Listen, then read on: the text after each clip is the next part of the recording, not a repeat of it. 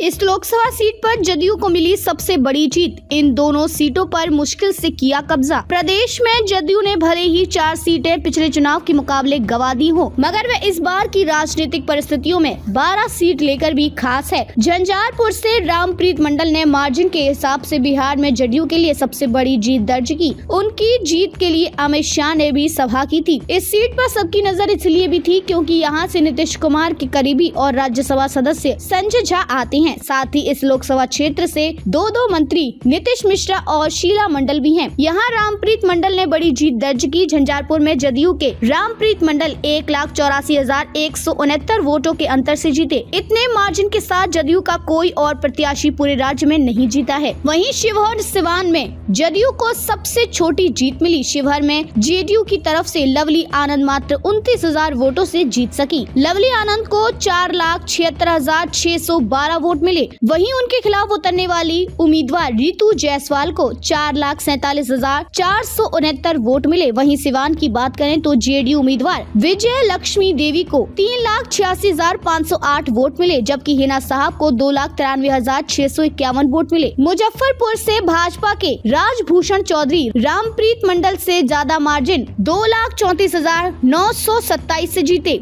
इसके अलावा एनडीए में शामिल लोजपा की समस्तीपुर से राज्य में सबसे कम उम्र की सांसद बनी शाम्भी चौधरी को रामप्रीत मंडल से कुछ ज्यादा 1,87,251 मार्जिन से जीत मिली। इसके अलावा एनडीए का कोई भी प्रत्याशी इतने मार्जिन से नहीं जीता। दूसरी ओर शिवहर और सिवान में जदयू को सबसे छोटी जीत मिली। खास बात यह है कि इन दोनों सीटों पर महिलाओं के बीच ही मुकाबला था। शिवहर में जदयू की लवली आनंद और राजद की रितु जायसवाल आमने सामने थी। लवली आनंद 29,143 वोट के छोटे अंतर से जीती।